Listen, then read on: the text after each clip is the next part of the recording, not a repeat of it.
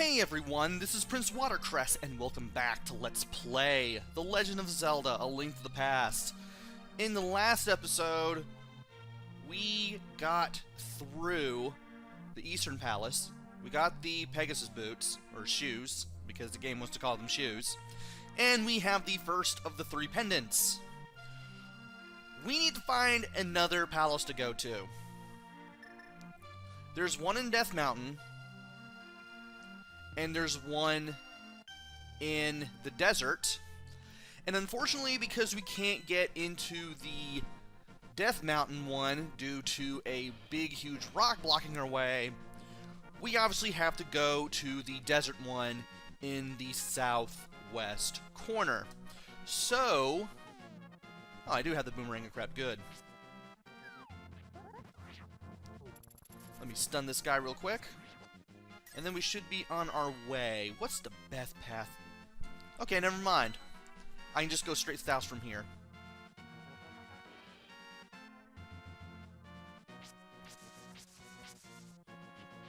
And then from here I can go west. If I go into that deep, dark blue water there, I'm going to drown. It doesn't kill me, but it does send me back to dry land. We will find something that will allow us to swim later.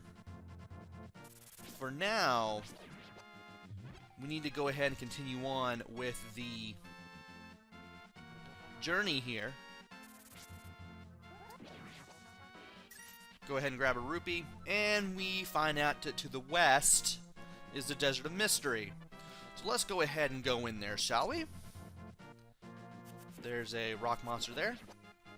2 shots from the boomerang will do it. And there's not a whole lot that I can do here. There is a cave here, though. Let's see what's in here. Oh, just another large fairy. Alright, well, that's good to know in case I run out of health anytime soon. In case some weird freak gameplay occurs and I lose like 5 hearts to 1 bird or something. And by going into the desert, we are met with quite a few enemies, such as the vulture that will try to circle around us. There's this weird little dirt pattern in the shape of an octopus, not sure why. There are bombs in the ground. And there are these sand creatures that I forgot the names of. Gotta admit, I'm not very good with Zelda enemy names. I'm not going to know all of them, sadly. And I need to remember that I can use the boomerang against the vultures that circle around me. But if I go north across the path of cow skeletons, I can reach this cave. And if you talk to this guy, if you don't have the Book of Medora, he tells you about the Book of Medora. And then he'll tell you, hey, the Book of Medora is in the Kakariko Village Library, go get it. Because we already have it, he basically tells us, hey, you have it, and then he tells us what it can do. There will be times where we will be needing to use the Book of Medora, and one of them is going to be really, really soon. Let's go ahead and bomb the south quarter with a bomb, and let's get our 7th piece of heart. Now, we need to get out of this cave, because I don't think there's anything else that we can do. Yeah, there's really nothing we can do.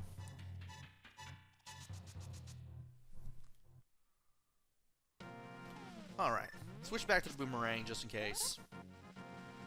Get over here. Nice. And I thought I'd be able to hit that vulture in time, but, well, that was not exactly the case there. And there are some areas that we can't reach right away.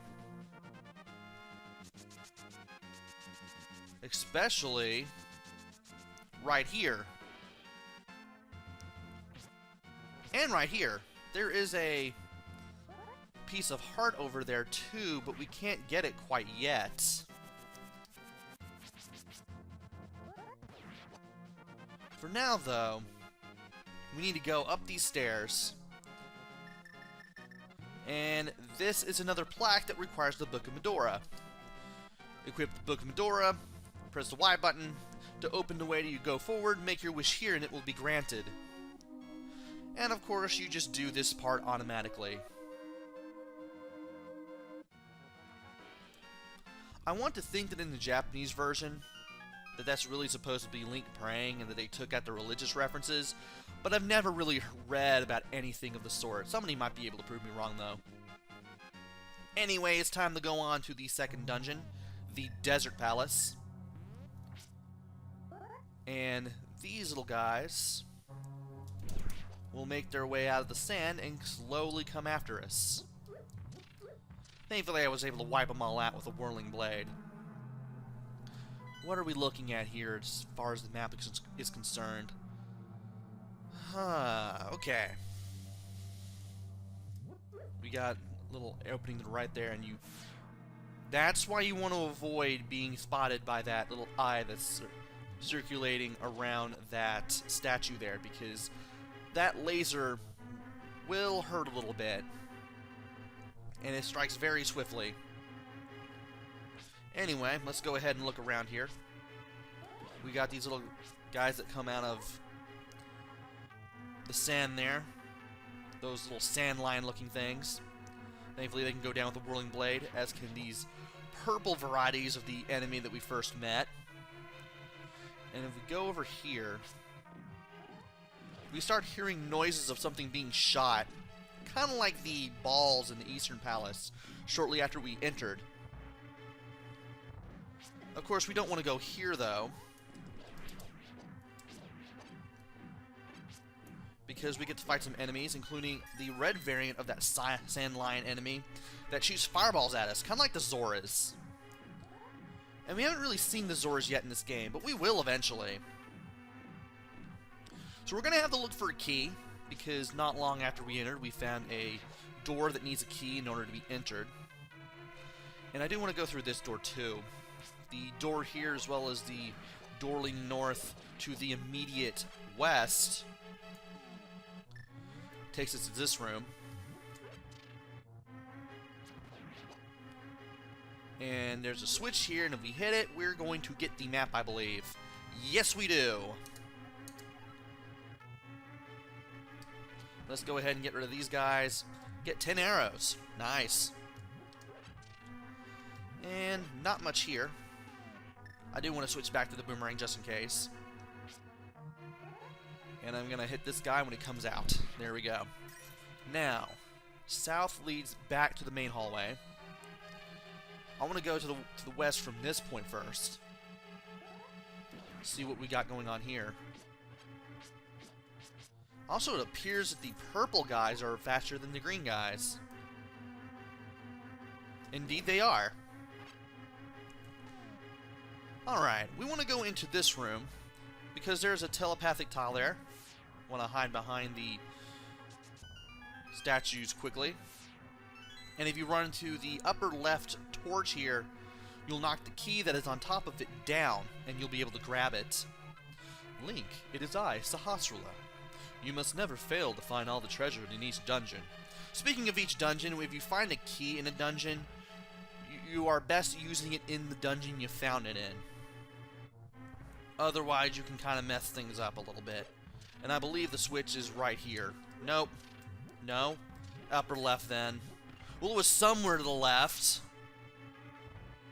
And here's the big key, but not the big key, but the big chest, but we don't have the big key yet. So let's go ahead and hit that again. And let's make our way south, and I'm going to have the blade charged up just in case. That'll work. And you're not getting up on top of me. Nope. Scratch my nose and I nearly get hit.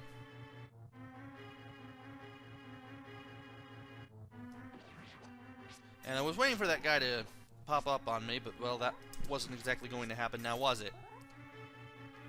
Come on. We should be able to get rid of this guy this way. What does this lead to? Okay, that leads to the left-hand entrance. I'll be exploring that shortly. And it's one of these that you can push. Or is it one of these? Okay, it's this one. And thankfully, that block saved me from getting hit. If you open that northern door, you're going to find 2 fairies. Wait a minute. I forgot I needed a fairy. I had a feeling I forgot something. And I'm going to have to leave the dungeon in order to reset that block. But first, now that we're here, can we get that heart piece? We should be able to. We should also be able to hit that vulture right after we get a full heart container. Nice. Also, those cacti, they do hurt you if you touch them, so don't touch them. Anyway, let's get over here. Try not to get zapped. And let's grab the net. And let's catch a fairy. Keep it in the bottle. And I should be good from here. Now, in case I die and I have managed to have a fairy around, I think you have to have the fairy out of the bottle in order for this to work. But if you have a fairy out and about and you die while the fairy is there, the fairy will use her magic power to revive you. And I believe you'll get all your hearts back. And you'll be able to fight again. But that fairy disappears soon after. So the fairy in the bottle, should you release it and use it for such a purpose, is only a one-shot deal. Anyway, I need to make my way to the east side of the palace. Because that is how I'm going to get through the rest of this dungeon.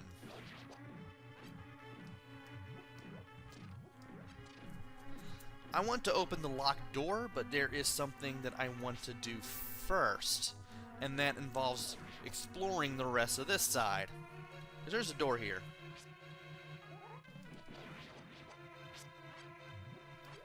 Let me see if I can hit this thing with a pot. Indeed I can. Oh. That just leads to the other entrance. Now, if you leave through that exit, you'll just drop down and you'll have to go through the hole using the Book of Medora thing to get into the palace again. That's why I'd rather use the left one. And in here is the compass. And if you destroy all the monsters here, we'll be able to make our way to the north. And we want to run to the north so we can get the big key. Let's try not to get hit by the balls that are being shot out of these things, which I do horribly at. And let's go get that big key.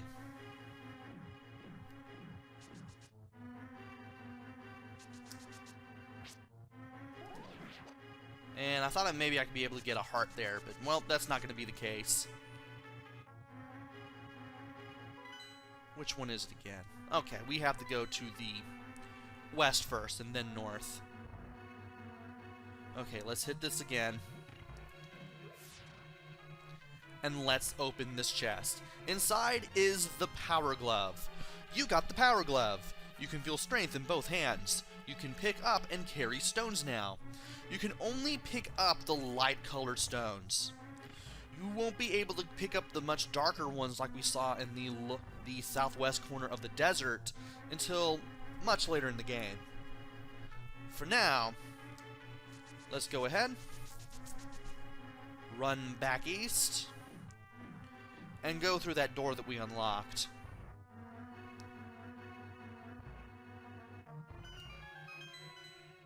Oh, it's not this one then. Okay, I forgot. That took us to the big key in the first place, so we don't need to go there.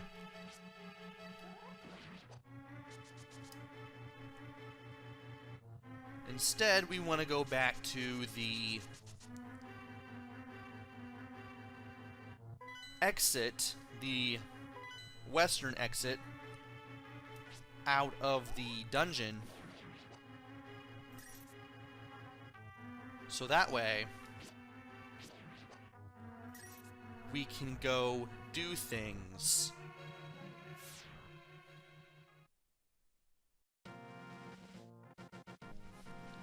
Anyway, we could have gone over here earlier, but the rocks would have been in the way. That would have been your hint that you need something that is probably in the big chest to complete this dungeon. And if you thought that, well, you were right. So now when we're in here, the tiles are a little different. The floor is a little different. And we need to push that center block on the right in order to go in here. When you go in here, don't move out of the doorway. There will be all these tiles that will have a mind of their own coming out of the floor and trying to hit you. But if you stay put as soon as you enter the room, you should not have to deal with any of them.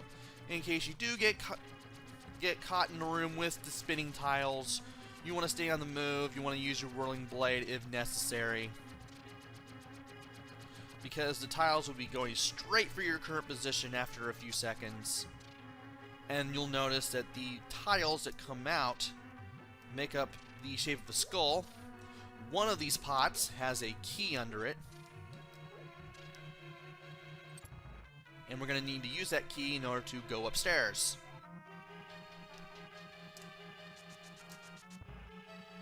Now in here, we're going to have to defeat more enemies. Hid right behind that statue perfectly. And that one. Now, there are torches here, but you don't need to light them at all for whatever reason. Also, one of these pots has a key under it, which is very good. I don't think lighting the torches has any use to it. Also, when you go into this doorway, you also want to stay put here, because this is where more tiles will come at you. Once again, if you stay in the doorway, they won't hurt you.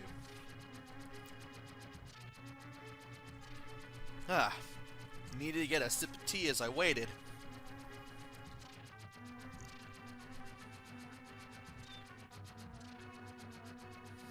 As you can tell, we're getting pretty close to the boss. Those tiles in the north indicate that we are getting very, very close to the boss of this dungeon. Boss here is pretty interesting. You will soon see why. And of course, there is a locked door to the north, so one of these is gonna have the key under it. And there we go. The other three pots have nothing under them. And I also want to equip the bow and arrow,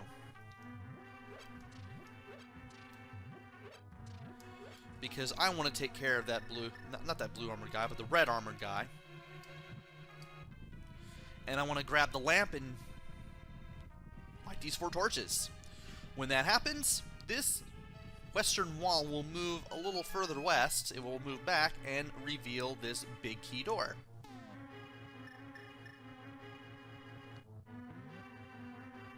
Is this it? Indeed it is. I got the ice rod equipped. I'm going to see if I can try to do a whole bunch of damage with it, but no guarantees. You got to be crazy accurate. Well, that's 1 hit. That's 2 hits. Nice. Nice.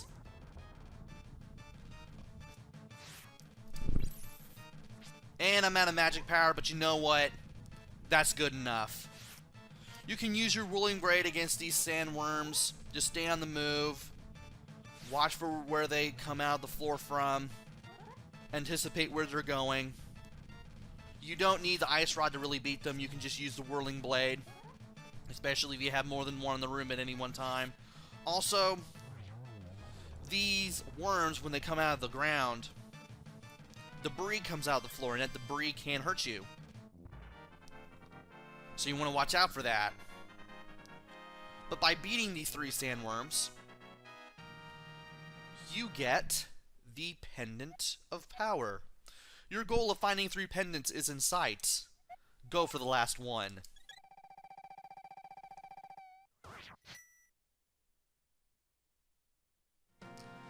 And with that, we are now done with the second of 3 dungeons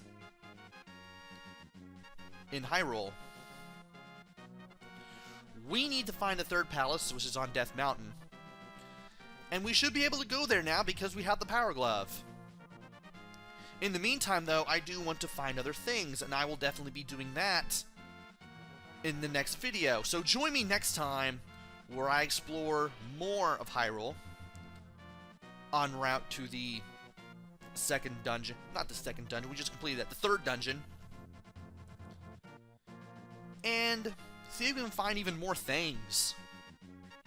Until then, this is PrinceWatercress. Take care, stay safe, and thanks for watching!